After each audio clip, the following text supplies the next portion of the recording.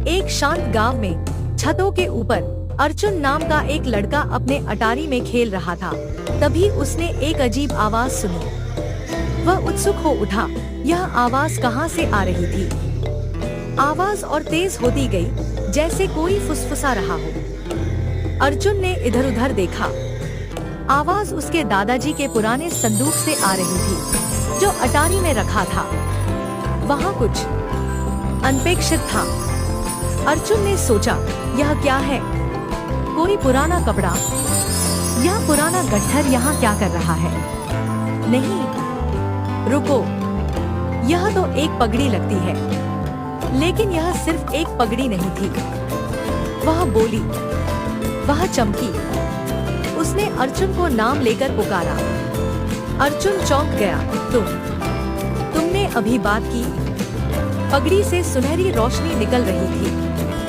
वह पुराने संदूक से बाहर आ गई। अर्जुन आश्चर्यचकित और जिज्ञासु था। उसने पगड़ी से पूछा, तुम्हें मेरा नाम कैसे पता? और तुम बोल कैसे सकती हो?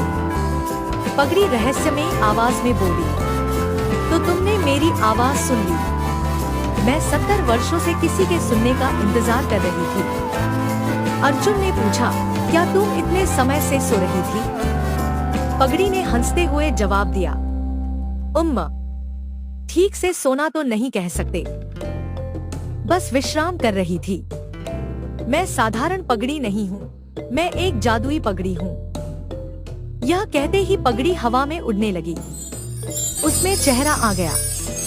वह घूमी, जूम जाप्त और जादू बिखेरने लगी। वह अर्जुन को चिढ़ाती हुई तरह तरह के चेहरे बनाने लगी। अर्जुन दंग रह गया।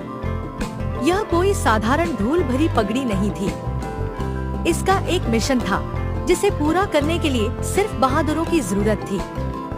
पगड़ी ने कोमल आवाज में कहा, तैयार हो जाओ वीर योद्धा, एक यात्रा तुम्हारा इंतजार कर रही है। केवल वही मुझे सुन सकता है जो बहादुर, दयालु, चतुर और बुद्धिमान हो। मैं वर्षों से तुम्हारा इंतजार कर रही थी। अर्जुन अवाक रह गया। उसने पूछा, कहाँ? क्या? क्यों? पगड़ी ने उसे एक नक्शा दिखाया और समझाया कि उन्हें निषिद्ध जंगल, फोरबिडन फॉरेस्ट, जाना है। उनका मिशन था एक पुराना आम का पेड़ खोजना। अर्जुन गांव की सीमा पर खड़ा था। घना जंगल उसके सामने था। अपने कपड़े के थैले में नक्शा और बगल में तैरती लाल सुनहरी पगड़ी के साथ उसने साहसिकता से अज्ञात की ओर पहला कदम बढ़ाया। पेड़ों ने जैसे उसे आमंत्रित किया। उसका प्यारा सफेद कुत्ता मोती भी उनके पीछे पीछे हो लिया। पगड़ी ने अचानक डरावना चेहरा बनाया। अरे बाप रे, तुमने तो डरा ही दिया, अर्जुन ने कहा। पगड़ी खिलखिला उठी। कौन सा रास्ता लें? अर्जुन ने पूछा। पगड़ी ने रास्ता दिखाया। जैसे जैसे वे आगे बढ़े, एक खुला मैदान आया। वहाँ एक विशाल पेड़ खड़ा था। उसकी छाल में बने प्राचीन आंखें खुली और उनमें से स्वर्णिम प्रकाश फूट पड़ा। पेड़ ने गहरी, धीमी आवाज में कहा, एक सवाल, एक जवाब, सोच समझ कर देना, छोटे यात्री। अर्जुन ने अपनी थैली से स्क्रॉल निकाली। जंगल का उजाला मंद पड़ गया और एक जादुई स्वर्णिम घेरा उनके चारों ओर बन गया। जादुई आम उनके सामने तैरते हुए आ गए, एक लाल, एक हरा और एक नीला। पेड़ की आवाज गूंजी, एक फल सच दिखाता है, एक झूठ, एक तुम्हारी याददाश्त चुरा लेगा। मोदी ने हरे आम की ओर 2 बार भौंका। अर्जुन ने आंखें बंद की, फिर उसने हरे आम को छुआ। तुरंत वह समय से परे एक जगमगाती दुनिया में पहुंच गया। वहां प्राचीन स्क्रॉल्स उसके चारों ओर घूम रहे थे। वह राजाओं, युद्धों और एक राजा के दृश्य देख रहा था। उस राजा ने वही लाल पगड़ी पहनी थी। तुम यहाँ संयोग से नहीं आए हो, अर्जुन, राजा की आवाज गड़गड़ाई। मैं तो सिर्फ एक लड़का हूँ और मेरे पास एक कुत्ता है, अर्जुन ने फुसफुसाया। राजा मुस्कुराया, और मैं भी कभी ऐसा ही था। अब तुम्हें मेरी पगड़ी की जादुई शक्तियों को बचाना है। जिसे मैं बुराई से नहीं बचा सका। तुम्हें अपनी चतुराई, साहस और बहादुरी से उन्हें सुरक्षित करना है। यह कहकर राजा गायब हो गया, जंगल में वापस आ गया। अर्जुन वहीं खड़ा था, दिल तेजी से धड़क रहा था। पगड़ी चमक उठी और अपने इतिहास को प्रकट किया।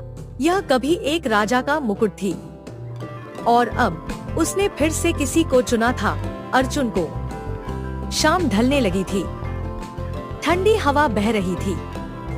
अंधेरे से एक झुकी हुई आकृति निकली।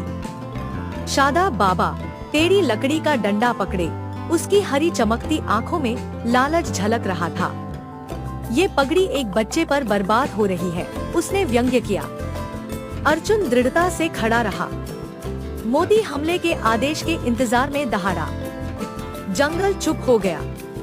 अंधकार और प्रकाश की भयानक भिड़ होने वाली थी। गहरी सांस लेते हुए अर्जुन आगे बढ़ा। शादाब बाबा ने अपना डंडा उठाया, काले तूफानी हवाओं को बुलाते हुए। मोदी भौंकता रहा, अर्जुन के चारों ओर घूमते हुए उसकी रक्षा करता रहा।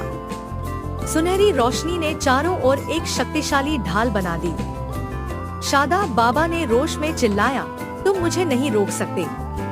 अर्जुन ने शांतिपूर्वक जवाब दिया, जंगल ने तुम्हें पहले ही रोक दिया है। यह कहते हुए उसने रोशनी को पकड़कर पगड़ी में समेट दिया।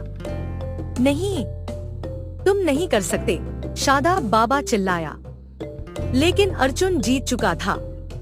अर्जुन ने आगे बढ़ते हुए नरम स्वर में कहा, बाबा, अब लड़ाई की जरूरत नहीं। क्रोध छोड़ दीजिए, जंगल आपको भी अपनाएगा। अर्जुन के निर्दोष और निडर शब्दों ने शादाब बाबा के कठोर दिल में दरार डाल दी। उनके कंधे झुक गए। अब वह डरावना राक्षस नहीं, बल्कि एक थकाहारा बूढ़ा इंसान था। धरती नरम हो गई और अंधेरा धीरे धीरे हटने लगा। आसपास के पेड़ राहत से सांस लेने लगे और पगड़ी खुशी से जादुई रोशनी से फूट पड़ी। अर्जुन बिना किसी भय के शादाब बाबा के पास गया और उसे एक गर्मजोशी भरे आलिंगन में बांध लिया। वह लड़का लौट आया था, एक संरक्षक का मुकुट लेकर। अर्जुन मुस्कुराया, छत पर बैठते हुए। अब वह सिर्फ एक लड़का और उसका कुत्ता नहीं था, वह फुसफुसाते जंगल का रक्षक बन चुका था।